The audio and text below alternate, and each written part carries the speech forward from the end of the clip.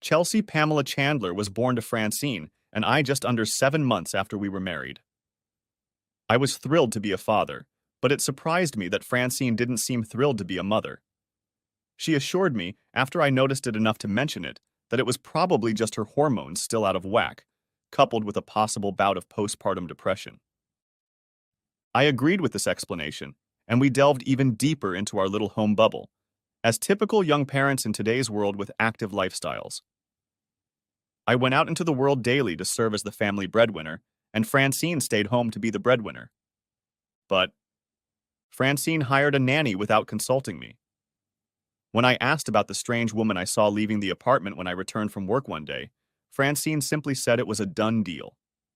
Given Francine's position in society and her professional ambitions, she simply could not let the presence of a child among us deter her. Francine returned to work 2 months after Chelsea was born. Although we both worked for her father, Francine insisted on driving her own car to work so that she would not be perceived as having lost her independence just because she had become a wife and mother. The business required her presence, she explained, and her father was counting on her. Meanwhile, Alicia rarely showed up at the house when I was around. It seemed that every time there was a gathering at the Thompson home that I could attend with Francine, Alicia had an appointment elsewhere. I still had feelings for my wife's younger sister, but the sense of obligation to her and the obligations to our marriage and new family were beginning to outweigh those feelings. Alicia's absence, mostly due to her college classes, yes, at Scott, didn't seem to bother Francine one bit. And even when she was around, Alicia showed nothing but animosity, and even outright hostility, toward me, toward her parents, and even toward Francine. No, I certainly wasn't going to add myself as a friend on Alicia's Facebook page. All marriages eventually fall into a routine, and young couples establish routines and house rules that are best suited to establish domestic tranquility. This was as true for Francine and I as it would be for any other couple. Except, in our family, the work order and house rules were what Francine wanted them to be. In order to maintain domestic tranquility in our family, I found that I just had to go along with whatever Francine wanted. Oh, every once in a while I was able to get my way on something innocuous. But by and large, it was my loving wife who determined how often and where we went, who our friends were, and how we handled our finances. I just wanted peace of mind in this relationship, so risk-averse and with a honed tendency to avoid conflict, I went along with Francine most of the time. Apparently, she wanted to avoid pregnancy too, as our intimacy dwindled to about once a week for the first year, and then to once every 2 weeks after that. About a year and a half after we were married, I noticed Stedman Carstairs walking around the office at work. When I asked Francine about it, she simply said that Carstairs had finished his MBA at Harvard and had taken a job at a Boston firm. But apparently he will be servicing his company's southeastern clients and visiting them almost every other month. Isn't that nice? Yeah, it sure is. What could I say that I just didn't care for this smarmy bastard? Not a chance in hell. I wasn't about to get confrontational about it, even if it meant I had to put up with what seemed to Carstairs a somewhat inappropriate closeness to my wife. Almost exactly 31 months after Chelsea was born, little Grace Ann Chandler made her debut on the world stage. Francine was furious that she was pregnant for the second time in her life and blamed me for it. But as it turned out, she had adjusted to showing Gracie as much motherly love as Chelsea. More than enough, in Francine's opinion. But by no means enough, in my humble opinion. I gave both of my girls all the attention and love I was capable of, and they seemed to gravitate toward me as they grew. Although they didn't seem overly attached to their mother, they still had a childlike love for both parents, which was only natural. By the time our girls were in elementary school, there was a certain boredom in our marriage. I couldn't pinpoint what it was, but it was there nonetheless. Next chapter. A sudden shudder on the airplane flying to Atlanta brought me out of the drowsiness that had taken hold of me. When I looked back, I saw that the beverage van had passed my seat and I had missed the opportunity to drink a soda and eat some biscotti. The two stewardesses in the coach where I was sitting were struggling with the beverage cart as it tipped over and rested against the seats on the, what's the right word? Left. No. Right side.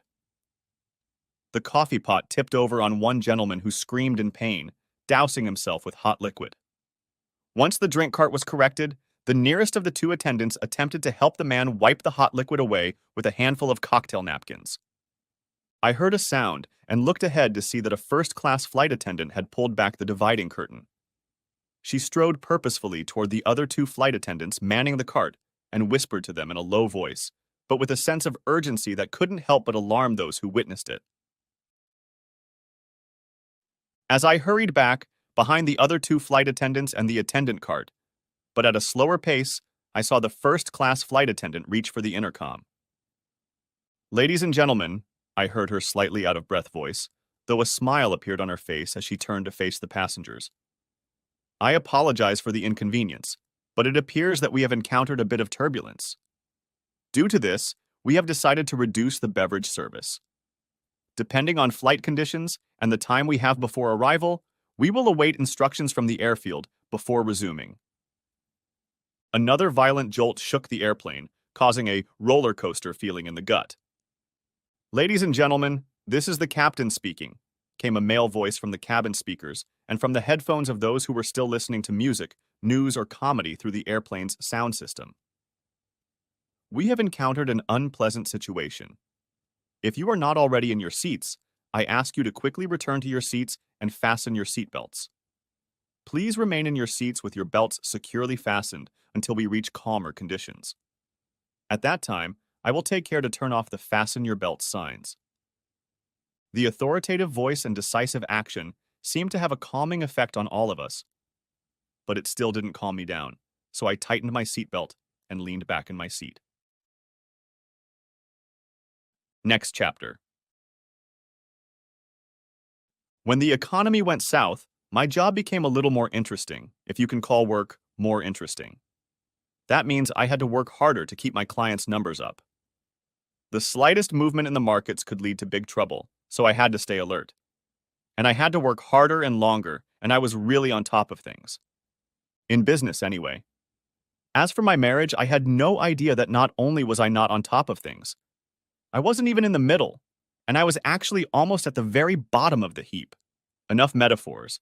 You've already figured out what's going on here, I'm sure. Francine still worked for Daddy at the company, ostensibly in the marketing department, but I never could figure out exactly what she was doing. She shut me down and avoided answering me every time I tried to show interest, taking advantage of my soft nature. Thus, she kept me in her place.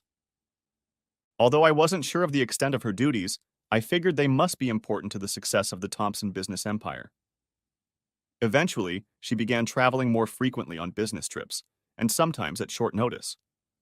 And these trips must have required physical and mental effort on her part, because after she returned, she was not in the mood for any intimacy with me for several days. And even when we were physically close, she didn't seem to be into it. And when she wasn't traveling, Francine went out more and more, supposedly with the girls from work. Perhaps I'm naive, but I could tell that these nocturnal adventures involved more than just letting off steam with the girls. But even if she was cheating on me, at least she wasn't showing it to my face. And I was too wound up to confront her. I didn't want to end up in a divorce situation with the consequences that would follow. Irregular contact with my children, financial poverty. Nevertheless, that's exactly what happened. Next chapter. The economy was recovering slower than predicted, and I kept working hard, trying to hold on to my position in the company and keep my boss happy, all the while trying to be a good and faithful husband and father. I didn't realize how hopeless my situation was until one day my father-in-law called me into his office. When I arrived, I was surprised to find not only Mr. Thompson there, but my wife, his daughter Francine, along with a lawyer I had met just before the wedding, and one other person. This person was in her early 20s, dressed in early Target style and chewing gum while standing noticeably apart from the other three. From the stereotypical description, you can guess who she was, I'm sure. Yep, straight from the casting call of the process servers. "Mr. Lewis Chandler?" She stepped forward and asked, while the others smirked and stood silent. Uh, yes. A brilliant answer. A truly mind-blowing one. Just what a junior executive in a thriving business should say at a time like this, right? A manly statement. Mr. Chandler, you have been served, she said, placing a large sealed envelope in my hand.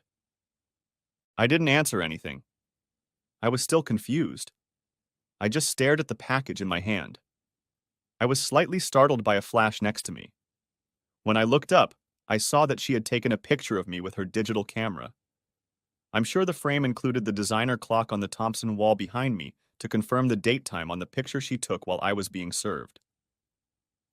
As the document server withdrew, I heard Francine sniffle and turn to her in shock at the rapidly unfolding events and in curiosity at what sounded like her crying. Louis, she said quietly without looking at me. How could you? Needless to say, I had no idea about any of this, especially that comment. Mr. Sharktooth made sure to clear things up quickly.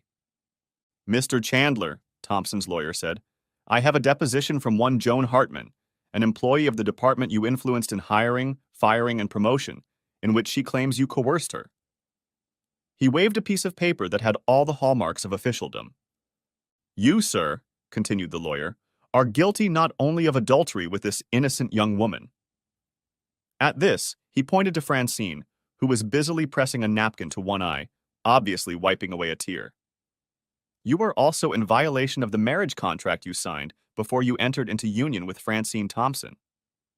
And, I might add, Thompson looked at me with an expression not exactly of anger but satisfaction. You are in violation of company policy prohibiting inappropriate personal relationships between senior and subordinate employees. Leaning toward me, he removed his glasses and said the following. And you should just be happy that Mr. Thompson is not going to pursue your prosecution under violations of state or federal labor laws. I was numb. I had no idea who a person named Joan Hartman could be. I had no idea why this was happening to me. And why now? But, true to my nature, I just shrunk within myself and kept quiet. You have 30 minutes to clear your desk and office of all personal belongings. Needless to say, you cannot log onto the computer network from this point on, as your access to it has been revoked. One of these two gentlemen standing behind you will take your keys and your parking lot entry card. Thompson was on a roll. And you bastard, Francine cut in. Your things are packed and stacked by the front door of the condominium. I've changed the locks, so you need to come in when I'm there tonight. But before 8 o'clock tonight, I finally found my voice. The girls? They're at their mom's for the next few days, Francine interrupted me. I've also applied for a restraining order to keep you away from us, as I'm afraid your previous signs of aggressive behavior could put me and my children in danger. I had finally had enough. Mouse growled. What do you mean by aggressive temper, Francine?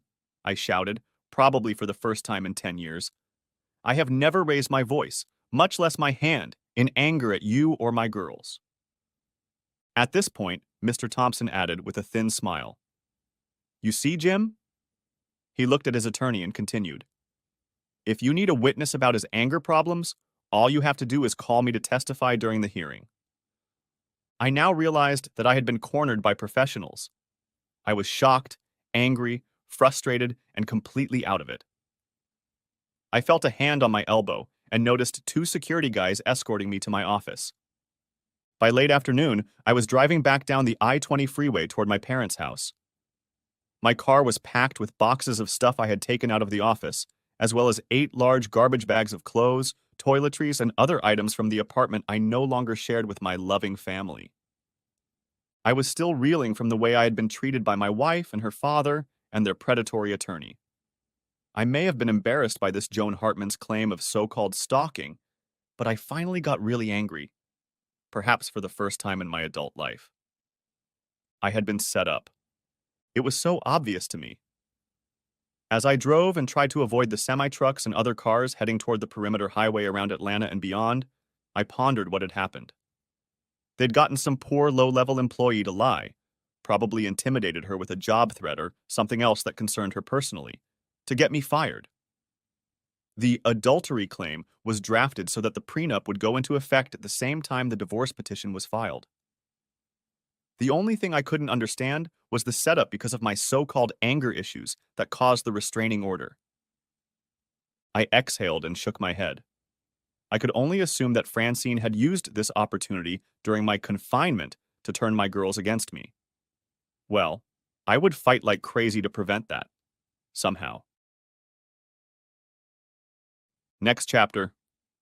2 weeks passed, and I still hadn't socialized with my girls.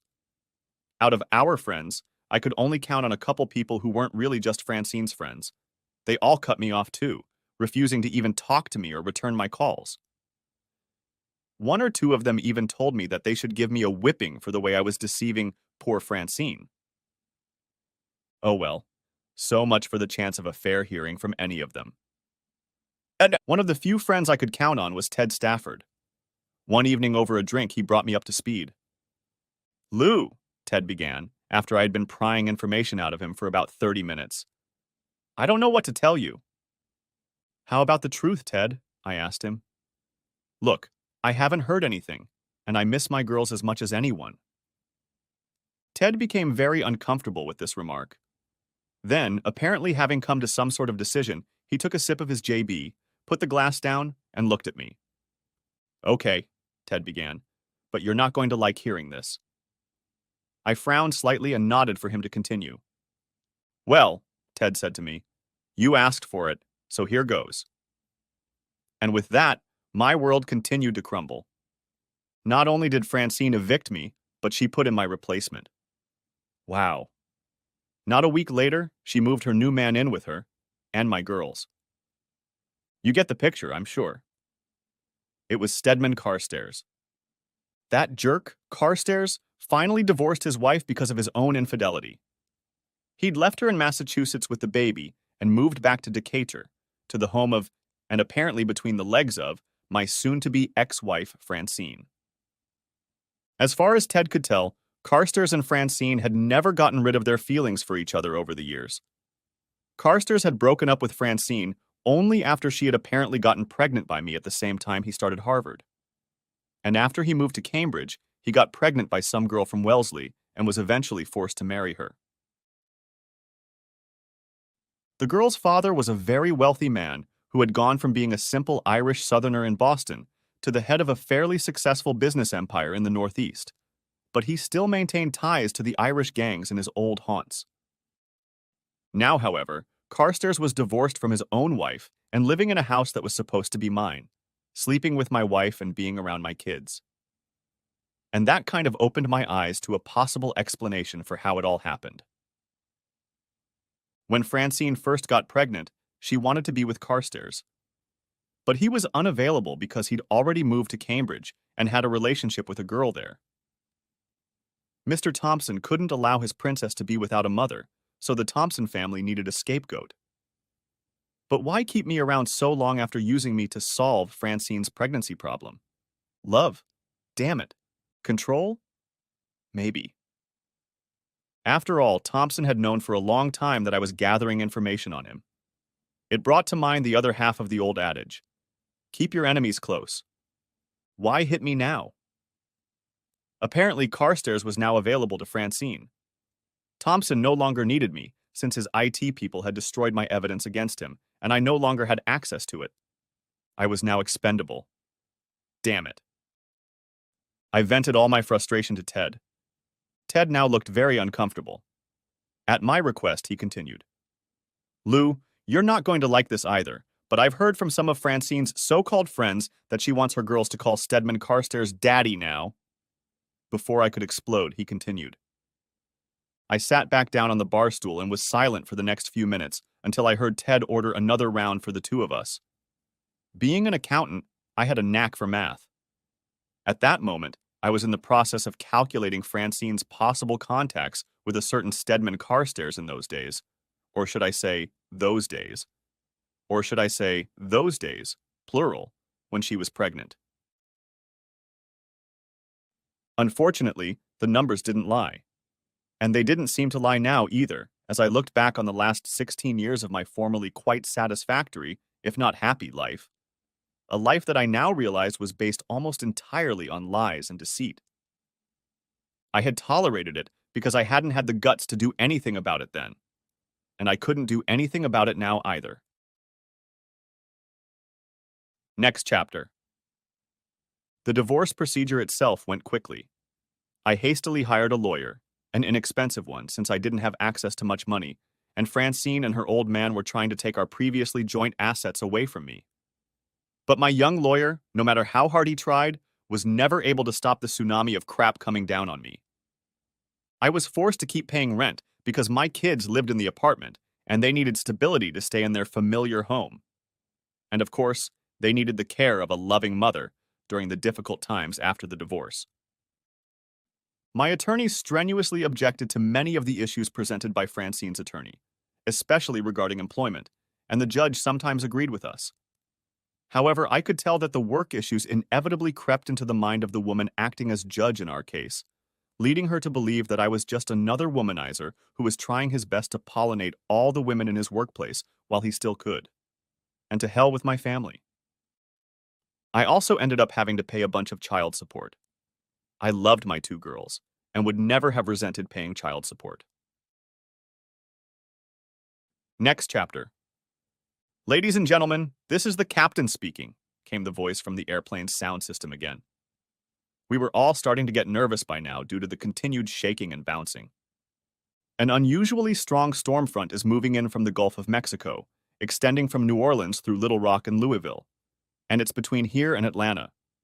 As you can imagine, we've been experiencing the turbulence caused by the front for some time now.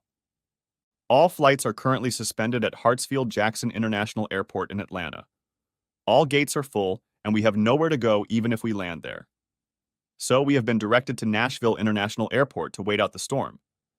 Please keep your electronic devices on, and we will make sure that an announcement of the diversion, and thus delay in your arrival, is given to the agents at the Hartsfield-Jackson Airport gate. I remind you that we are on the edge of a storm front, and we need you to remain in your seats with your seatbelts securely fastened and follow the instructions of the crew members. They are professionals and care more about your safety than anything else. With a loud click, his message ended. The airplane was lurching, and I could see flashes of lightning around us every now and then as we were obviously in the western part of the thunderstorm front.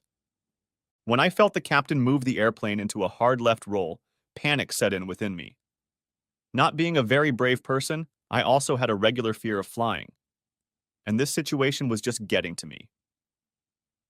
For some reason that I can't remember even now, I remembered Mookie's admonition about the Nasib stone embedded in a simple metal bracelet that I put in my pocket.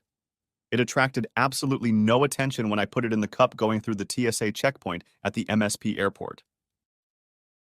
Now, for some reason, I reached into my pocket and quickly slipped the small bracelet onto my left wrist, fastening the simple clasp. Praying for a safe landing, I almost unconsciously rubbed the stone in the small bracelet in a circular motion with the index finger of my right hand. I just hoped that God didn't mind that I was engaging in a superstitious act the whole time I was praying. Suddenly, my vision blurred, and simultaneously I heard and felt the airplane shudder slightly as the captain began to lower the landing gear for the approach to Nashville International Airport, which was now very bumpy. Oddly, the blurriness was only in my left eye. As I realized this, my left eye cleared up, and my right eye blurred.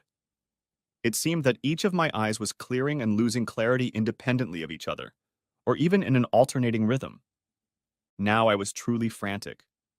I prayed harder, rubbed faster, and my eyes alternately dimmed and clarified faster and faster. Then I think I passed out. Next chapter. Next chapter. When I came to my senses, things were pretty strange. The oddity was that I wasn't on the airplane, and I wasn't lying down, and everything was so quiet. I leaned against the sink counter in the men's restroom, located down the hall from the stairs leading to my office. And here's the thing. This was the office at my old job, the one I had been kicked out of a few months before. While contemplating that I'd better get out of here before old man Thompson discovered I was trespassing, I noticed my reflection in the mirror above the sink. While my eyes were still performing the left eye, right eye, dim, clear action. I saw in my reflection that my pupils were alternately dilating and constricting. At the top point, the pupil was almost completely covering the iris, so that I couldn't even tell the color of the eye. At the lowest point, it was as if the eye was almost all color, and the pupil was just a tiny dot. I washed my hands and wiped my face with water as the blackout began to subside. After about 30 seconds, I saw in my reflection that the alternating pupils in my eyes had weakened and were no longer visible. I panicked for a moment when one of the guards who had escorted me out of here months ago walked in to do his business. I was sure he would grab me by the scruff of the neck and my pant leg and shove me out of the establishment through the nearest door or window, whether it was open or not. "Did you comb your hair, Mr. Chandler?" the guy asked in a friendly manner, heading for the urinal. He said it just like he might have said it before all this shit started here. Taking advantage of the guy's distraction to take a piss, I walked out of the men's room, wondering how I got from the turbulence aboard an airplane landing in Nashville, Tennessee, to the quiet men's room at my old workplace in Decatur, Georgia. The men's room was next to the lobby on the second floor, so I could see the TV in the waiting area. It was tuned to CNN. Hey, this is the Metro Atlanta area and TED Network's rule here. I almost passed out when I saw what was being shown on the screen. On the screen was a live broadcast of a thrilling car chase taking place in Houston, Texas. But that wasn't what made me pass out. It was my recollection of an event that happened months ago. Moreover, the date and time was on the screen right above the newsfeed that ran along the bottom of the screen. It had happened almost a year ago, 7 or 8 months ago anyway. I looked out the window and didn't see the dull brown grass around the building, as it must be today, late November. Instead, I saw the smoothly trimmed zoysia grass and the budding ornamental trees of mid to late March. "Mr. Chandler, are you all right?" Marge, one of the secretaries in Mr. Thompson's company, asked. I was leaning against the wall and looked gray. At least that's how I felt. Thank goodness I was too shocked by what I saw around me to say anything. I'd probably say something stupid or out of line enough for Marge to call for the guys with the nets and straitjackets. Yes, yes, Marge. I must have eaten something at lunch that I didn't like," I said unconvincingly. Marge smiled at me and walked back to the front desk. I turned down the hallway leading to the stairs and went up to the second floor. On the way to my old office, I met nothing but familiar faces and smiles. What I didn't meet was anyone or anything that could explain my presence here, in this place, at this time. I closed the door to my office and sat down to gather my thoughts. I looked around the surroundings of my office. Nothing had changed from a few months ago. I saw the family photos on the desk and the gloom came over me again. Francine and the girls were still smiling at me from the frames. Also in the frame was a family photo from our wedding reception 16 years ago.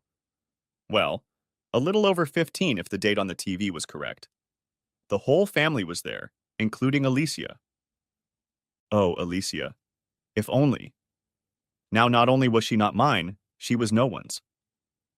Alicia passed away earlier this year from cervical cancer. The cancerous tumor was not detected early enough because no one would have believed it could occur in such a young woman.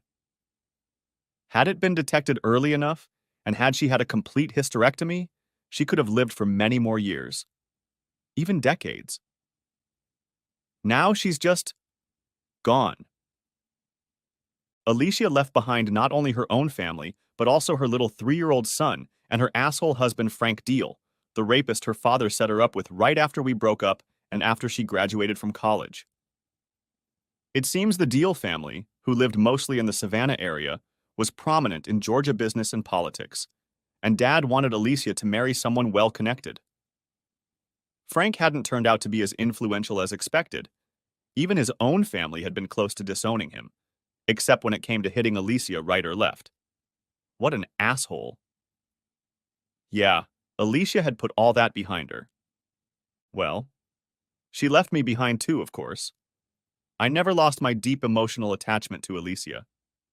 Thoughts of if only often visited me when I was depressed about how my life with Francine and the girls had turned out. At that moment, my worst fears of being caught trespassing in the Thompson building were confirmed. J. Carter Thompson himself burst into my office without knocking or other common courtesies. I stood and prepared myself to have to endure another outburst of his anger, as well as contact security to have my unauthorized ass thrown out of his building. But instead, he gave me a very cheerful smile. "Congratulations, Lou," my supposedly former father-in-law said in a friendly voice that was far from the norm, even before the divorce. "You've talked the Allen brothers into going along with us. You're going to get a substantial bonus this month. I'm proud of you, boy." Mr. Thompson then, after giving me a slap on the back, turned and strode purposefully toward the exit, leaving me almost completely out of breath. The Allen brothers. I've got them to make a deal with. Hell. From downstairs, the date was showing on CNN. I looked outside to see early spring instead of late fall. It was that relatively peaceful time a few months before everything in my life went downhill. Not believing this was possible, I sat down and put my elbows on the table. I raised my hands to cover my face. And then I saw it. Around my wrist was the chain of a simple bracelet with a strange stone in a simple setting. There was nothing beautiful or outstanding about it. It was just lying where I had put it when I took the airplane from Minneapolis in a few months.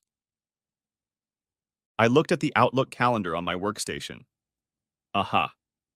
It was indeed 8 months before I traveled to Minneapolis. And yet I had a bracelet that my mind told me I had gotten there, and then, as a gift from a guy named Mookie. I had a panicked thought. What if I didn't just mentally and emotionally go back to an earlier time? And if I went back physically, what would I do if I encountered my other self belonging to that timeline? Nope. Somehow I knew that I had just returned to my own timeline and was in my own body from a few months ago. And also, the stone bracelet of Nasib had apparently returned with me. Somehow, some force, or whatever it was. Associated with this Nasib stone brought my consciousness back in time with the Nasib stone. I could only guess that the presence of the stone was to serve as a guarantee that it had indeed worked, and to reinforce the fact that it was indeed behind the strange circumstances I had gotten myself into. But I was now aware of what might have been, and of what was likely to happen in a few months. Now, if my eyes and other senses were to be believed, I wouldn't go to Minneapolis. I wouldn't meet Mookie and get that Nasib stone in my bracelet from him. Yes, I did know its name. And I probably wouldn't be served with divorce papers and fired. Wow. If my dates are correct, I was just over 4 months away from my world falling apart. What can I start doing now to make sure that doesn't happen? I pulled out a pen and notepad. I needed to make some plans, taking into consideration what my loving wife and my father-in-law had planned for me. In the end, I decided that I couldn't count on the divorce not happening. I remembered how quickly, in another timeline, Francine had gotten Stedman Carstairs firmly established in my house and what used to be our bed. Anyway, I didn't grow the size balls I used to have. I was still afraid of confrontation, still subject to the authority of my boss and father-in-law, and still mostly subject to Francine's desires and aspirations. No. It was too late to change the course of events that would lead to my divorce and termination. But in this timeline, I had something extra that I didn't have before. I had foresight, and I had anger. In that other reality, I was divorced and left almost destitute. I was replaced by a guy who apparently drafted my favorite bride for years, and apparently continues to do so even now. My girlfriends were pitted against me. My career here came to an end, and I was forced to look for a new job. Oh yeah, and I was sent on my way with threats of possible legal action for harassment if I made things difficult. And it all started with a lie backed up by the perjury of some woman named Joan Hartman, whom I had never met as far as I can remember. I may not be able to change much about the outcome of the impending divorce. Oh yes, this time I've resigned myself to the inevitable. But at least I wasn't going to be kicked out of this company with no consequences, and a hell of a lot of compensation. And I was damn sure going to get myself a better lawyer and be better prepared. Oh, and this time I was going to set aside some funds for an emergency. I wanted to be able to do more with my finances afterward, not just stand around rubbing my last 2 nickels in my pocket like I used to. I stared for a while at the Nasib stone in the setting of the chain bracelet I wore. The thing was obviously giving me a way to prepare myself to right at least some of the injustices that awaited me along the way. But what if it still didn't work out? What if there were other emotional challenges ahead of me? Will the Nasib stone be able to help me again? Or was it just a one-time miracle? There was no point in worrying about that now. I had enough to worry about for the foreseeable future. I set the notebook aside and thought about it. I was beginning to feel less of the emotional turmoil I had experienced during and after the divorce in that other timeline. I still didn't feel brave enough to pounce on all my adversaries and start implementing a scorched earth policy. After all, I had never shown that kind of resolve in my life. But now I did feel a little master of the situation. And that suddenly made me feel a little calmer. Peace. That guy, Mookie, said that his father told him stories about how the Nasib stone transports its owner to a place of peace. It may not be a place of peace in the long run, but I felt a strange peacefulness in this place, and at this time, at least for the moment. And that feeling was a real blessing that I haven't experienced in a very long time. Next chapter. As the anxious days approached, my position for the near future became more and more stable. I had been gathering information about Old Man Thompson's dubious dealings for years, almost from the moment he had taken over the small company I worked for, and Francine had infiltrated. During that period, I already knew that he had discovered my little electronic stash of evidence on my computer and network server, and planned to deal with it accordingly. So in the first couple of days of my return, I backed up all of my materials to DVD-Rs for off-site storage, leaving the files that Thompson knew he would find on my workstation's hard drive and on a shared network drive. The DVD-R copies were placed in a safe deposit box at a local bank, completely unrelated to the bank Francine and I had used all those years together. I also set up an emergency fund account and began liquidating all possible assets to build a nest egg in case of what would happen in the next few weeks after my return. Francine even noted a few days afterward that I seemed to be withdrawing money from the ATM more often, and she hopes I haven't become a profligate spender. Francine. She was still just as I remembered her before the divorce. She still pestered me constantly and demanded it was either her or nothing in all decisions regarding our family. The only weapon in my defense, given my still somewhat meek nature, was information. I knew what and when was going to happen. But this time, I was a little better prepared. Still, being prepared was not the same as preventing. And it was too late when I found myself back at that slightly earlier point in my life. I had only been back for a week when Francine broached the dreaded subject. "Lou, what's wrong with you?" Naturally, she said it without any connection to what we discussed that night after we got home, or dinner, or evening classes until we sent the girls to bed. She simply said, "It's okay, honey," I said, putting all my contrived southern charm into this affectionate address. "Why do you ask?" "It's just that you're so, well, moody, I guess you'd say." "That's right, Moody." She nodded, finally realizing exactly what she was describing. Francine realized what was happening, and I saw a cloud descend over her face. Then she must have decided that I needed to be calmed down a bit, due to the grand scheme she and my father were about to pull on me, because she sighed and set the magazine aside. "Okay, I guess we can do it tonight. Just give me at least 15 minutes to get ready to get up." With those words, she got up and headed upstairs. I noticed that on her way to the stairs, she went to her purse and pulled out her cell phone, and I was suddenly overcome with foreboding. Needless to say, Francine had barely made it up the stairs before I jumped to my feet and, taking off my shoes so as not to make any noise, rushed up the stairs and down the hallway to a spot just outside our bedroom. From there, I could hear her speak in a low voice, almost a whisper. "Yes, you know I have to do this a few more times. If I don't, Loser will suspect something wrong. That means I'll still have to play the role of loving wife and give in to him from time to time." Well, that confirmed my suspicions about her infidelity. However, surprisingly, I felt absolutely no sense of outrage, just resigned to what was happening and obviously was happening. But it won't be for long, my love. Then Frankie can go back to his stallion. I shook my head in disgust. Although I wasn't 100% sure yet that she was talking to her former beau, Stedman Carstairs, the nickname she was using for whoever was on the other end of her call indicated it. Yes, that marriage was dead. And by the looks of it, it had been dead for quite some time. Prior to my comeback, I simply hadn't paid enough attention to my relationship with Francine. Either she or my own shyness kept my attention elsewhere, as emotional self-defense against her constant battering. Not now. I mean, I still wasn't ready for a confrontation. But I wasn't nearly as upset as I'd been before the comeback. Look, I've got to run.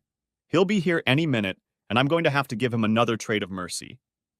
No, of course I won't do anything to him except the bare necessities. You know I'm leaving myself and everything else to you, sugar. Not tonight, my dear, I thought. Next chapter. I did a little research before the expected figurative death knell sounded for my marriage. Our company's HR department had been outsourced by contract, and I made a surprise visit to the company that handled it. There I was met by my attorney, much more experienced than in my former reality. He was already on standby, preparing for what he thought was my expected demand for a divorce from my wife. I couldn't let him know that I knew she was going to sue me. "Why are we here, Lou?" my attorney John London asked. "Well, John, there seems to be a vicious rumor going around the company about alleged inappropriate actions on my part. I just want to check on something for the record, and I thought you should be with me in case I run into any obstacles in getting what I need today," I said. John just shrugged and said, "Whatever you say," looking at his chronometer. A classy lawyer wouldn't wear a simple watch. I suppose he was calculating the number of billable hours he was accruing for this profligate client. Only I knew that the payout from this visit could offset his legal fees many times over when the truth finally came out. John followed me into the office of the contract staffing firm and watched as I introduced myself and requested the work history of one Joan Hartman at Thompson Corporation, filling out the appropriate forms and presenting my company ID to confirm my access to the records. The young intern working behind the counter was full of Southern hospitality and eagerness to please. I didn't even have to introduce my attorney. 20 minutes later, I was standing outside my car in the parking lot with hard copies of the paperwork of Joan Hartman, who had actually worked at Thompson's company some time ago. It turned out that when she had left the Thompson company 50 years earlier, even before the small firm I was then working for was absorbed into Thompson, she had become Joan Burns by marrying someone not associated with the company. There was even a copy of a letter of recommendation for her, should she ever seek employment elsewhere, that had been mailed to her new address in Tacoma, Washington. "Okay," my lawyer finally asked. "Obviously, you didn't need my help getting this. So now what? What does any of this have to do with you wanting to divorce your wife?" I just smiled and said, "John, I wanted you to see me get these documents legally and firsthand." I took a deep breath of fresh air and said, "I have a feeling these documents are going to come in handy very soon.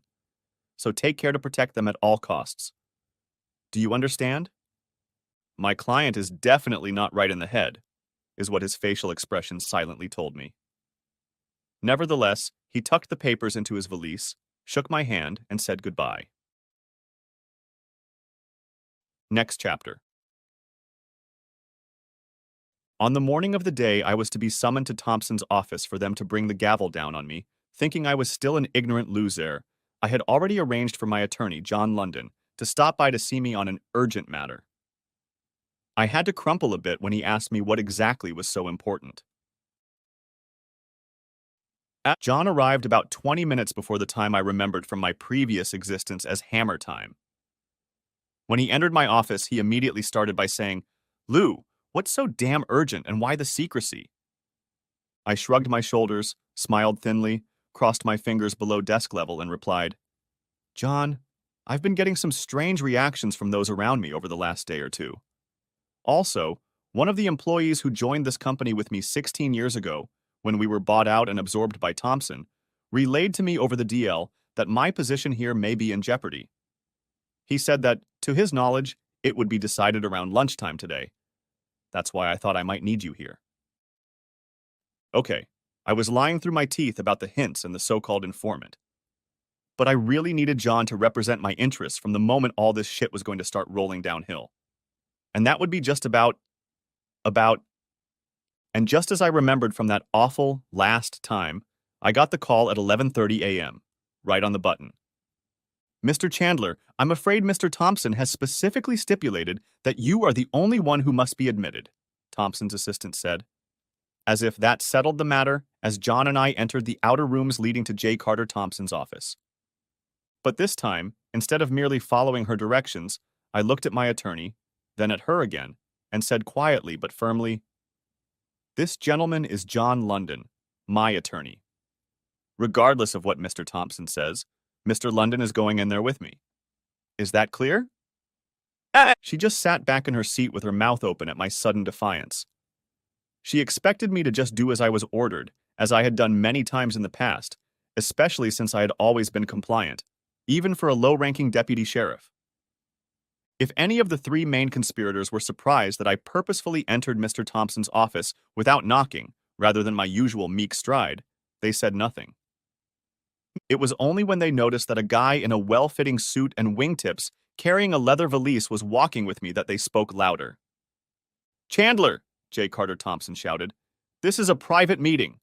We will be discussing important business, personal, and private matters that concern our family and this company. What do you do when you bring a stranger into my office without first saying a word of your own volition?" He was clearly annoyed, but I could also tell he was curious. Without waiting for my answer, he said, "That man will have to leave until we're done here." As before, Mr. Thompson was joined by his supposedly distraught wife Francine, the shark-toothed lawyer representing the Thompsons, and a 20-something female document processing clerk. I didn't look back when I detected movement behind me, but I knew 2 security guards had quietly slipped in behind me, just like last time. I just stood in the middle of the office and looked straight into Thompson's face. Unlike last time, when I bowed my head and could barely bring myself to look at him. This time, I threw the first can of gasoline into the legal bonfire they'd already lit here. I'm afraid I have to insist that my attorney John London remain by my side during anything that may happen here. The expressions of the faces in front of me were priceless as I noted their surprise and consternation when I said the word lawyer. What are you? Thompson didn't quite manage to regain his aplomb as he began to see this elaborate situation not just slip from his absolute control, but cascade rapidly. But J. Carter Thompson was a major player in the business world and had not achieved his position by being slow to react. Besides, he was a world-class negotiator, and now he was letting those skills go to waste. "You see, Chandler," he began, in a tone that I'm sure seemed more reasonable and conciliatory, designed to throw me off balance so he could strike. "I am sure we can resolve our little difficulties without getting out of hand. After all, I'm sure you knew that sooner or later we would discover your petty shenanigans, given the security and oversight measures in place here. Right?" I guess he figured I'd give in as usual. In this he was mistaken. "Mr. London will stay to witness whatever you tell me," I said simply and softly, without bravado. I didn't raise my voice or even smirk. After all, I was still shaking with fear of having to get into a physical or emotional confrontation with anyone. I'm just not the confrontational type. But a tiny voice in the back of my mind assured me that I just had to stand my ground. And I did. But it wasn't easy. Thompson, his lawyer, and Francine spent about 10 seconds looking among themselves. I guess they were trying to determine from their facial expressions alone which one of them would try to save the play they were putting on here this morning. Finally, Mr. Thompson said, "All right." He then looked around and nodded to the young woman holding the ill-fated envelope I had been waiting for weeks for. She approached me and began her story. "Mr. Louis Chandler?" she asked, and the others stood silently looking at her. This time they weren't grinning as wide as before. "Yes, that's me." I said it without any bravado, but this time I wasn't so insecure. "Mr. Chandler, you've been served," she said, placing a large, sealed envelope in my hand. The faces of the big three standing in front of me must have had the same look of shock on them this time as the last time I hadn't even looked at the envelope I'd been handed. I just propped it under my chin and turned to the process server with a positive smile as she took my picture. I then handed the package to my attorney. Now he's going to start acting, I thought as I handed the packet to John. And sure enough, he started. My client has nothing to say right now, John quickly stated as he tucked the packet under his arm and opened his valise. I realized from the way he said it that John's statement was meant more for me, a reminder that I shouldn't say anything, than for the others. He pulled out a fancy stationery knife and easily cut through the packing materials. The document server, taking advantage of being distracted, slipped quietly out the office door. Pulling out the divorce papers, John went through them the way lawyers do, flipping through the pages, something only they know how to do theatrically, and, as the audience would say, with such seriousness. You can count on us to spend the requisite amount of time scrutinizing these documents before responding. So all I had to do was idiotically sign off on all the points, as I had in the previous installment of this episode. That wasn't going to happen this time. John stuffed the pages back into the original packing material and slipped the whole thing into the valise before closing it. Stopping with the valise half closed, he noticed the look on my face and the slight shake of my head. Is there anything else? My attorney asked, sensing that I could tell from the looks on the faces of my three opponents that there was more to come. Mr. Thompson cleared his throat and looked at Francine. I almost laughed, and would have laughed if I hadn't been still somewhat depressed by the normal existence of conflict in my presence. But Francine evidently took the hint and followed her stage cues well. Louis, she said quietly. But this time she looked at me with an unconvincing expression of resentment and indignation. How could you? Since I knew what was coming next, I simply turned to Mr. Sharkteeth and waited for his next statement. Mr. Chandler, Thompson's attorney announced just at that moment. I have a deposition from Joan Hartman, an employee of the department you influenced in hiring, firing, and promoting, in which she alleges that you coerced her on numerous occasions. He waved a familiar piece of paper that had all the hallmarks of officialdom. Hearing the name Joan Hartman, I glanced to my left and saw John London twitch in surprise. I looked at him intently and raised my hand briefly so he wouldn't have time to jump up and say something. I could tell he remembered the name Joan Hartman, and it only took him a fraction of a second to realize what was happening. Give me a microscopic nod, and then assume a posture of stern attention to the details of what was happening.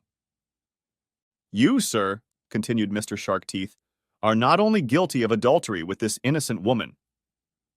With that, he pointed to Francine, who was now busily reaching for a napkin from her purse, as I broke the rhythm of the meeting that would have otherwise allowed her to have already put one napkin to her eye, apparently ostensibly to wipe away a tear. You are also in violation of the prenuptial agreement you signed before you entered into union with Francine Thompson. And I might add, Thompson looked at me with an expression not exactly of anger, but more of curiosity at my reaction than the satisfaction he expected from seeing me squirm. You are in violation of company policy prohibiting inappropriate personal relationships between senior and subordinate employees. Next, he leaned toward me and took off his glasses to make his next statement exactly on target. And you should just be happy that Mr. Thompson isn't going to pursue your prosecution under violations of state or federal labor laws. As I said, my client has nothing to say right now, John London said to the three men, who were now looking at me with some relief that their elaborate setup had not fallen apart from my slightly unorthodox behavior and the unexpected presence of a lawyer as my defense counsel. They expected me to find myself ignorant, unarmed, and alone in all this. But I wasn't that ignorant. I expected it. I wasn't unarmed. Information is the most valuable weapon a fighter can wield. And I had already decided that, as unaccustomed as I was to it, this was a kind of fight. After all, I wasn't alone. John London looked at me with a, "You may have set me up, but I thrive on this shit" expression as he turned toward the door, holding my elbow in his hand, trying to pull me out of there. But Mr. Thompson and Francine still had a few more lines to say.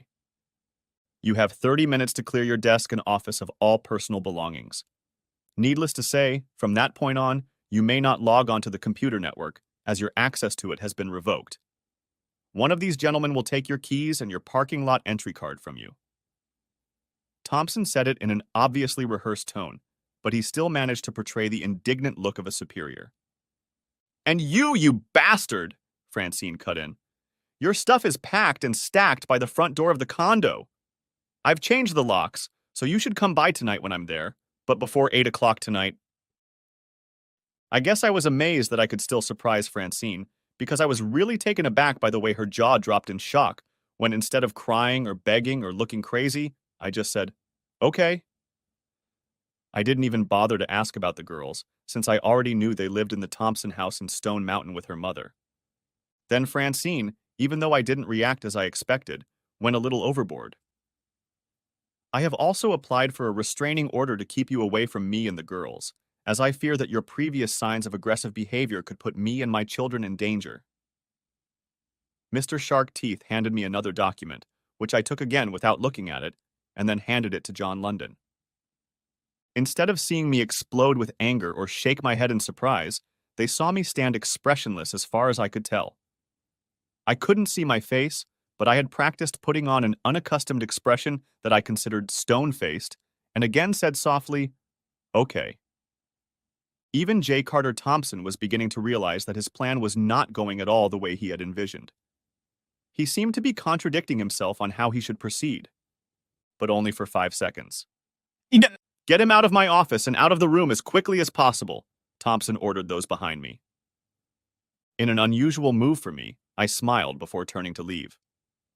As the security guys moved to put their hands on my elbows, my lawyer intervened and stood in front of me and said, if you so much as lay a finger on my client, you can be sure you will soon be standing before a DeKalb County judge on assault charges. The security guys looked over my shoulder to see what the boss was saying. Apparently, they got the right signal, because they backed off and just walked around John and me as we left Thompson's office, walked down the hallway, went into my office, and, later, through the door leading to the parking lot.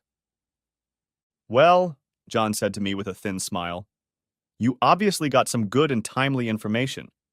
I applaud you for making the right friends. It could have been very nasty out there. He paused and looked away for a second as we both started toward my car before he spoke again. So, are you going to tell me what this Joan Hartman nonsense is all about? Asked London.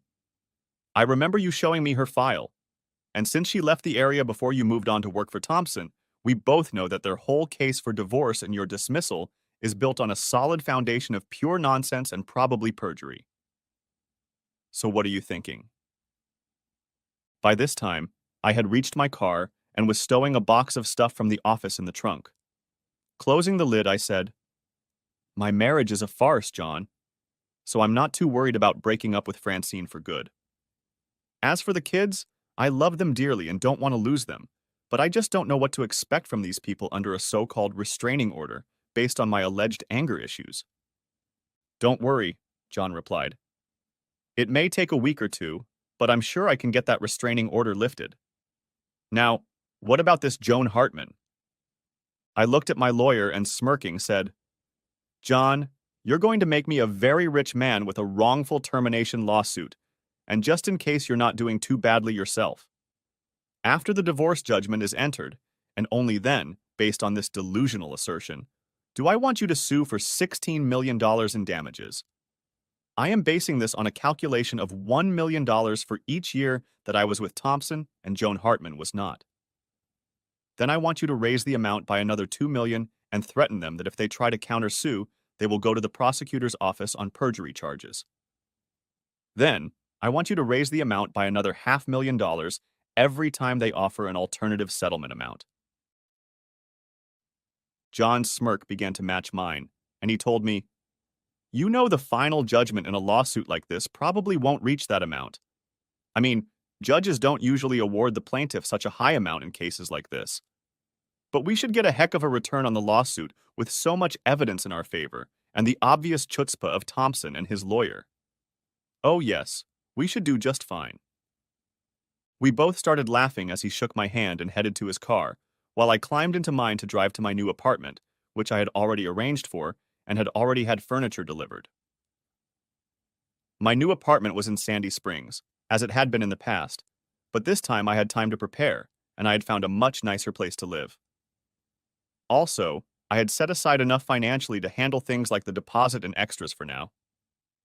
As for my stuff in the apartment Francine was talking about, damn. I could go and get them. That way I could piss her off even more without being depressed and needy, as she no doubt expected me to be in all of this. As for my girls, I knew that Francine would try to use my love for them as a weapon against me. But I also realized that there was nothing I could do about it now. The indirect mention I had gotten in my previous existence, a few months after the divorce, that I might not be the biological father of either of my daughters, was still lingering in the back of my mind. But biology doesn't invalidate a father's love for his children. They were still my girls. I had simply loved Chelsea and Gracie for too many years to turn off my feelings for them in their innocence. And that innocence certainly didn't extend to my cheating slut ex-wife. I pulled into the street and turned on the local news radio station to listen to Rush. When his standard music came on, heralding the start of another hour of what he called excellent broadcasting, I started laughing out loud. More from relief that today's confrontation was over than from how it had ended. Next chapter. The divorce is granted, the judge announced, and banged the gavel, concluding our final hearing after months of document gathering, evidence, testimony, and waiting.